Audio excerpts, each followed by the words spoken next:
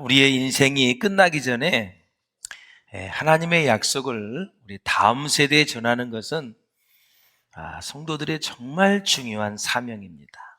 하나님의 약속을 다음 세대에 전하는 것.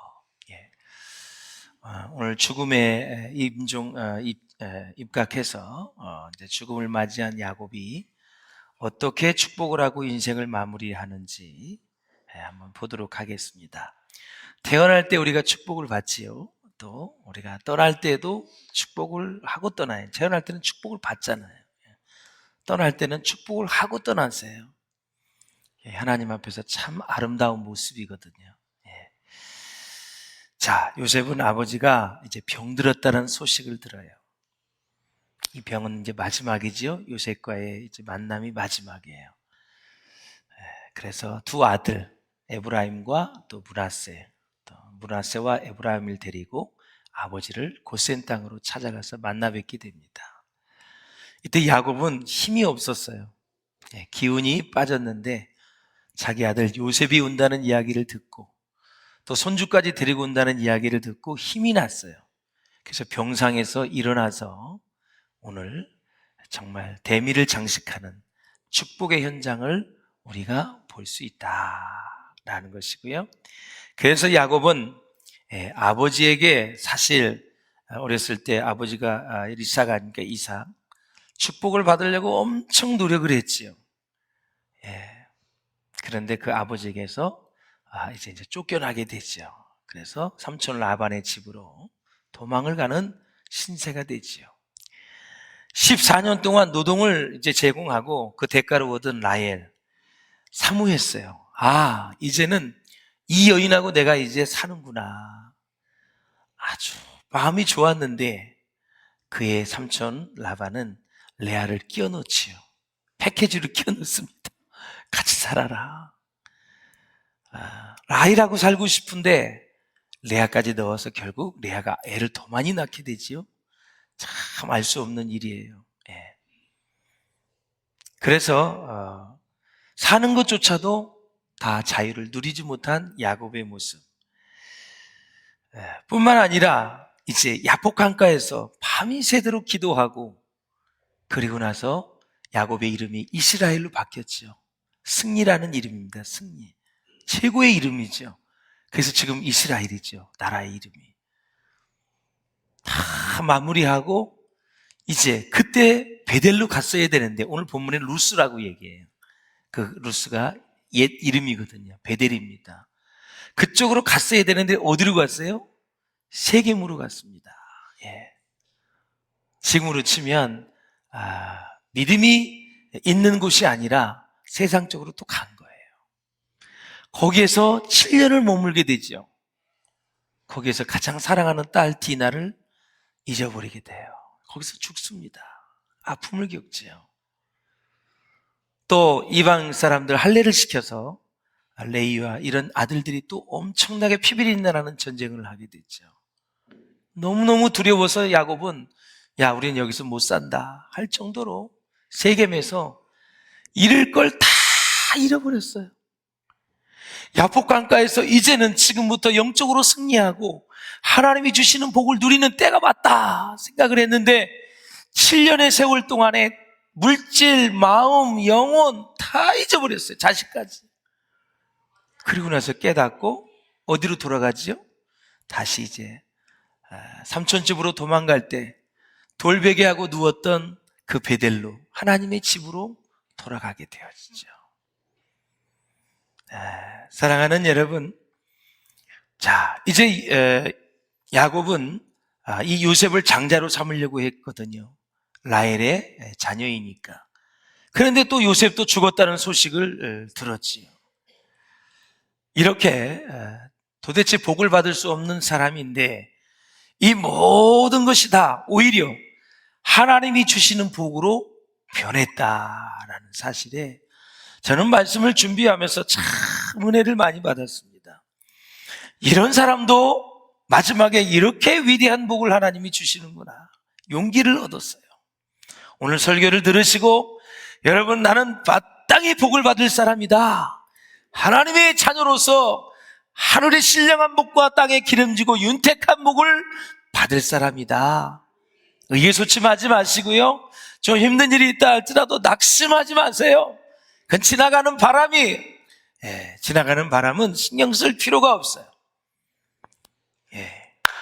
그래서 사랑하는 여러분, 이 모든 것이 다 하나님이 주시는 복으로 변했다. 그런데 이제 인생의 마지막 시간에 두 손자를 축복합니다. 참 아름다운 장면입니다. 하나님으로부터 얻은 참된 지혜가 야곱을 통해서 지금 드러나고 있어요. 이게 지혜로운 모습이에요, 여러분.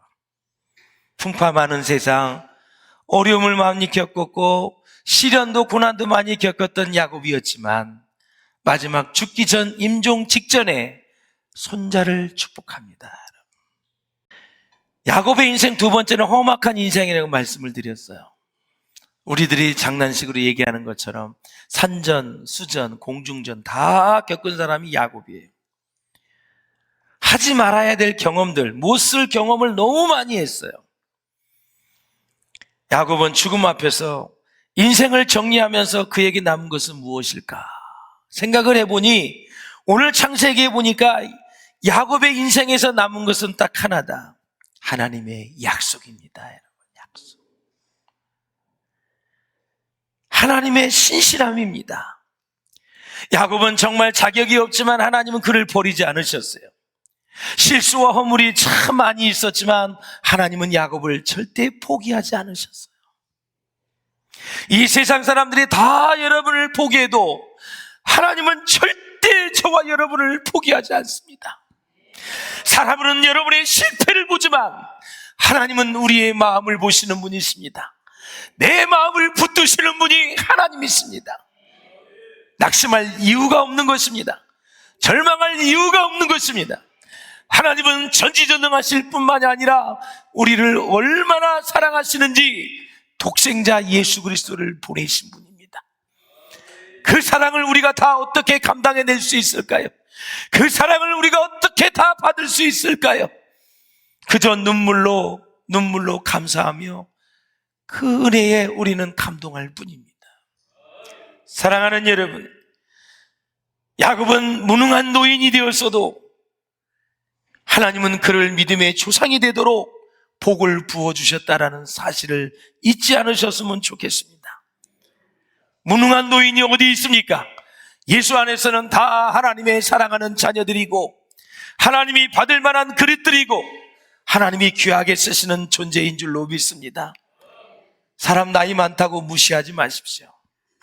겉을 외모양을 보고 여러분 절대 차별하지 마십시오. 한 영혼의 가치는 다 똑같은 것이고 우리도 그 길을 가야 하는 인생이고, 그러하기 때문에 오히려 나이 많으신 분들을 보면은 존경하시길 바랍니다. 얼마나 힘든 인생을 살았는가. 틀림없습니다. 돈이 많던 적던 명예가 있던 부가 있던 상관없습니다. 나이 많으신 분들 보면 그렇게 생각하세요. 힘든 인생 사셨구나. 단 한 사람도 예외가 없습니다. 힘든 인생을 살아온 거죠. 그럼에도 불구하고 오늘 본문의 마지막에 야곱이 인생을 정리하는 모습이 우리에게 도전이 되는 거죠. 야곱이 나그네의 험악한 인생을 정리하고 얻은 것이 뭐냐? 바로 하나님의 약속입니다. 약속. 살아보니 이거밖에 없구나. 장자권을 빼서 욕심을 내서 다 도망가다가 라몬의 삼촌에서 14년 20년을 또 일하다가 야복강가에서 세겜에서 또 엄청난 어려운 피난길을 가고 별 일을 다 겪었던 야곱, 마지막 147세에 죽지 않습니까? 남은 것은 하나님의 약속밖에 없구나. 저는 저와 여러분이 이것을 일찍 깨달았으면 좋겠습니다. 야곱처럼 죽기 전에 깨닫지 말고 일찍 깨달아서 하나님의 약속만 꼭 부여잡고 갈 수 있기를 주의 이름으로 축원을 드립니다. 하나님은 변하지 않습니다. 하나님은 신실하십니다. 하나님은 영원하십니다. 하나님은 완전하십니다. 신실하시기 때문에 우리는 실망할 필요도 없고, 그분은 영원하시기 때문에 세월의 무상함에 빠질 필요도 없고, 그분은 완전하시기 때문에 나의 부족함 때문에 걱정 근심할 필요가 없다. 나를 나대게 하시는 것 하나님의 은혜 아닙니까, 여러분? 하나님의 은혜를 힘입으면 우리는 날마다 기쁨과 즐거움 가운데 주 앞에 나아가게 되는 줄로 믿습니다. 야곱의 인생을 보면서 깨닫는 것이 바로 그거지요. 아, 하나님의 말씀에 목숨을 걸어야 되겠구나. 다짐을 했습니다. 설교 준비하면서. 그렇구나. 약속의 말씀에 목숨을 걸어야지 사람에게 목숨을 거는 게 아니구나. 약속의 말씀을 부여잡고 기도하고 하나님이 이 말씀이 나를 통해서 이루어질 줄로 믿습니다. 기도하면 그대로 이루어질 줄로 믿습니다. 여러분 주변 환경에 여러분의 인생을 걸지 않았으면 좋겠어요. 환경을 보고 환경이 좋으면 복 받았다고 생각을 하고 환경이 좀 좋지 않으면 복을 받지 못했다고 생각하는 것은 절대 성경적인 생각이 아니라는 사실이에요. 꼭 기억하셔야 돼요. 그것은 세상 사람이나 하는 생각입니다. 우리는 결과가 좋든지 결과가 나쁘든지 하나님의 말씀을 붙잡고 내 인생의 결론을 내려야 하는 것입니다. 그렇다면 야곱이 하나님의 말씀을 붙잡을 줄은 정말 야곱이 하나님의 말씀에 목숨을 걸었다는 것을 어디에 알 수 있는가? 야곱은 말년에 굉장히 영적으로 성숙해 갑니다. 왜? 요셉이 다 그렇게 성공한 이야기를 듣고 이제 편안한 가운데 인생을 정리하는 가운데 위로도 받고요. 사실 물질적으로도 위로를 받습니다. 기근 때에 어려움을 당했으니까.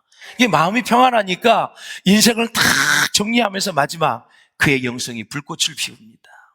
너무 마지막이 아름다운 거예요. 그 약속의 말씀을 붙잡은 증거가 뭐냐? 내가 죽은 이후에 내 시신을 가나안 땅에 묻어달라. 가나안 땅은 약속의 땅입니다. 그러면 이것이 왜 중요하냐면 지금 현재 자기 아들 요셉이 애굽의 총리예요. 진짜 자랑하고 싶은 아들이에요. 세계 강대국의 총리예요. 그러면 어디에 묻히기를 원합니까? 장례가 나면 애굽에서 하면 수십만 명이 여러분 장례 추매곡으로 몰릴 겁니다. 얼마나 멋있는 장례입니까, 여러분? 그렇게 멋들어지게 장례하고 싶은 마음이 누가 없겠습니까, 여러분? 나중에 보면요, 야곱이 죽을 때요 70일을 애곡을 했어요. 70일. 장례의 기간이 70일입니다. 누구 때문에? 요셉 때문에 그렇게 되는 것입니다. 바로가 다 허락을 해줬습니다, 여러분. 그 장례 행렬이 끝이 보이지 않았다고 그랬습니다, 여러분. 그런데 묻히는 곳은 어디냐? 애굽이 아니라 가나안 땅에 묻어달라.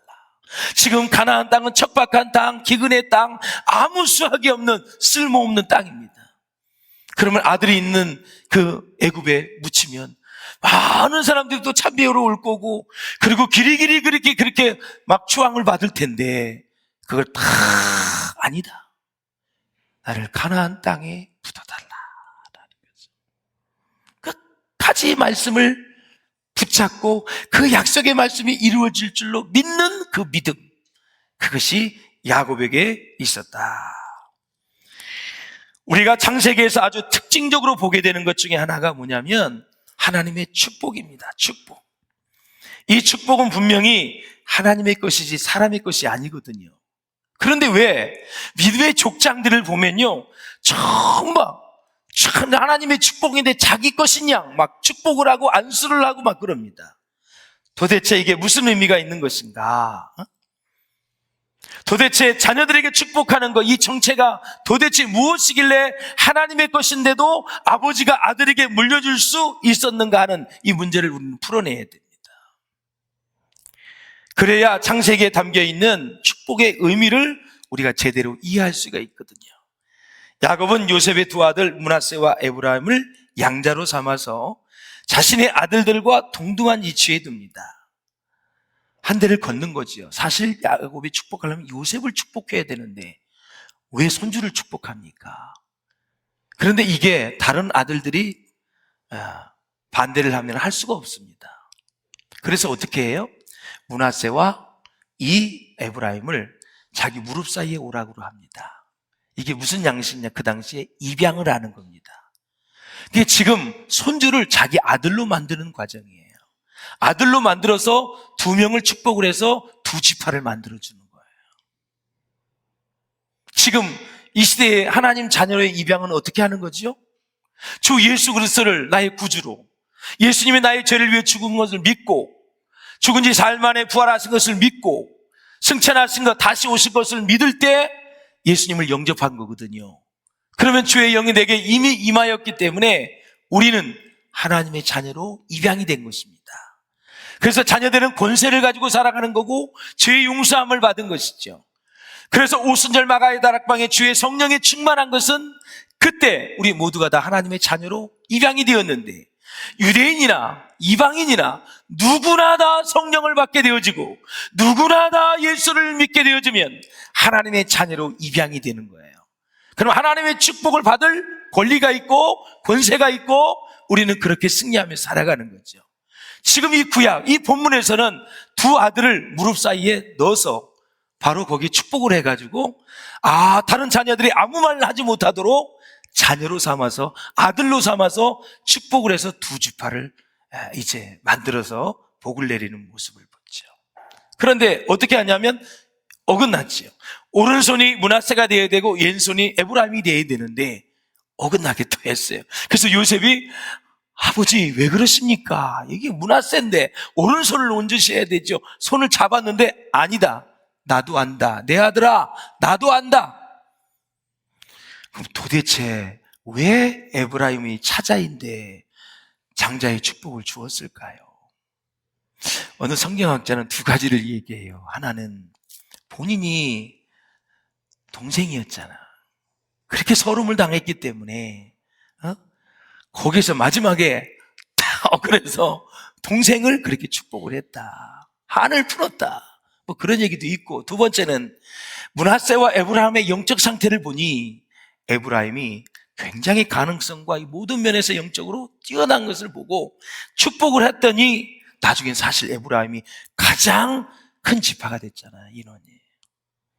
그러니까 당시에 이 야곱의 영성이 마지막에 죽기 직전이라도 정말 영성이 대단했다라는 사실을 우리가 알 수가 있어요. 저는 저와 여러분이 자녀를 축복하는데 정말 아낌없이 언제든지 자녀를 축복할 수 있기를 주의 이름으로 축원을 드립니다. 자, 우리 한번 3절 4절을 같이 읽어보겠습니다. 시작. 요셉이 이르되 이전에 가나안 땅 루스에서 전능하신 하나님이 내게 나타나사 복을 주시며 내게 이르시되 내가 너로 생육하고 번성하게 하여 내게서 많은 백성이 나게 하고 내가 이 땅을 내 후손에게 주어 영원한 소유가 되게 하리라 하셨니라. 아멘. 이 말씀을 믿고 자기 시신을 가나안 땅에 묻어달라라는 거죠. 사랑하는 여러분, 11절에도 뭐라 그러냐면 내가 내 얼굴을 보리라고는 생각하지 못하였더니 하나님이 내게 내 자손까지도 보게 하셨도다 그랬어요. 자, 자신에게 있는 모든 것을 자손들에게 주고자 하는 야곱에게 매우 진짜 감격스러운 순간이죠. 야곱은 한때 요셉이 죽었다고 생각을 했지만 그와 더불어 행복한 노년을 보냈을 뿐만 아니라 그의 장성한 아들들도 보게 된 것에 대해 감사하고 있어요. 여러분, 이 므낫세와 에브라임이 지금 17세에서 20세입니다. 태어날 때부터 한 번도 보지를 못했어요, 야곱을. 지금 처음 보는 거예요, 야곱이 죽을 때. 왜 이렇게 왕래가 없었을까? 그래서 성년이 되어서 왔는데 이렇게 축복을 하는 장면을 우리가 볼 수가 있어요. 죽는 순간이라고 하니까 요셉도 말씀에 뿌리가 있기 때문에 죽기 전에 우리 손주들 아버지한테 축복받아야 되겠다. 그 마음, 아버지는 또 축복을 해줘야 되겠다. 이 마음이 딱 맞아떨어지는 거죠. 그래서 사랑하는 여러분, 사람이 생각했던 것보다 훨씬 더 많은 것을 주시는 분이 누구냐면 하나님이십니다.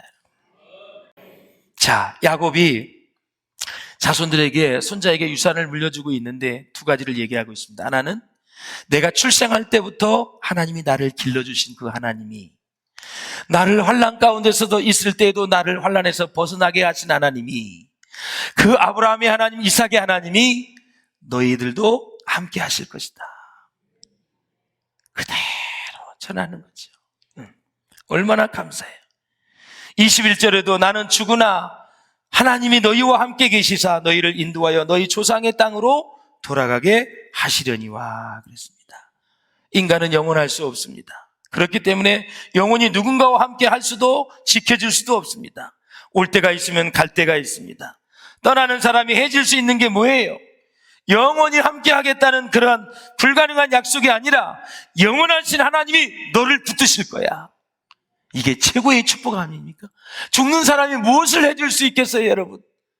꼴딱꼴딱 숨이 넘어가는데 나를 여기까지 인도해 주신 그 하나님이 너를 지켜주실 거야. 이게 최고의 축복이 아닙니까? 그러므로 자녀들은 이제 눈에 보이는 아버지가 아니라 여러분 보이지 않는 하나님을 더욱 의지하며 살아갈 수 있기를 주의 이름으로 축원합니다. 뿐만 아니라 세대를 이어 성취될 하나님의 약속에 여러분 집중해야 합니다. 그리고 야곱은 그 믿음을 선물로 주고 떠나간 것입니다, 여러분.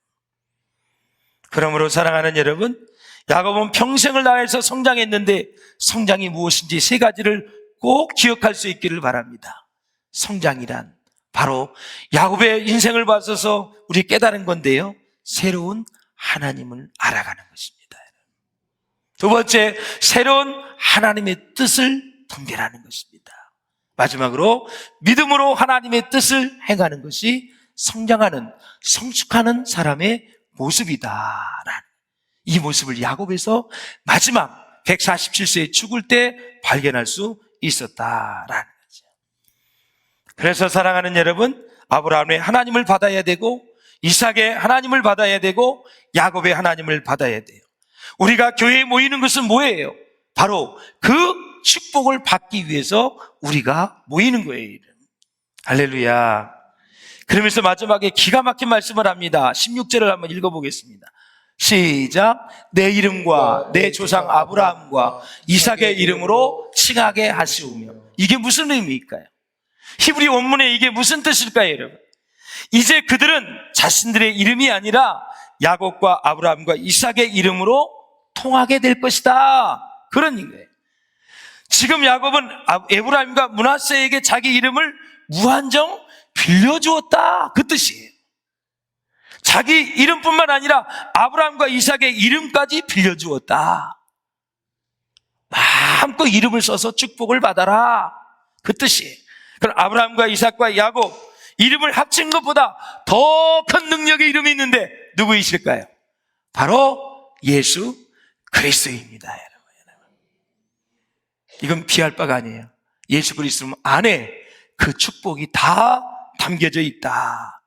그래서 예수의 명의로 된 카드를 쓰기만 하면, 예수의 이름으로 선포하기만 하면, 예수의 이름으로 여러분을 축복하면 그 축복이 엄청난 능력으로 나타나게 되어 있다라는 거죠. 여러분, 그래서 많은 분들에게 축복을 많이 받으세요. 너 뭐다 잘 되라, 뭐 되라, 대통령 되라, 부모. 그게 축복이 아니에요, 여러분. 하나님의 복을 받으면 그건 자기의 은사와 달란트를 통해서 하나님이 다 주게 돼 있는 거예요. 따라서 이제 하나님의 복을 받자. 하나님의 복을 받자. 이제는 거꾸로 인생 살면 안 돼요. 세상 거 추구하면서 하나님 빌려다가 하나님 주셨다, 이런 거 아니야. 이런 거 아니야. 하나님의 복은 생명의 복, 영원한 거잖아요. 신령하고 윤택한 복. 예. 정말 하나님 예수 그리스도 안에 모든 것이 다 담겨져 있다는 거 잊지 마시고, 우리 모두가 다 사랑을 하고 축복을 받고 축복을 하면서 여러분 정말 복된 사람들, 또 믿음을 전수하는 그런 사람들 다 될 수 있기를 주의 이름으로 축원합니다.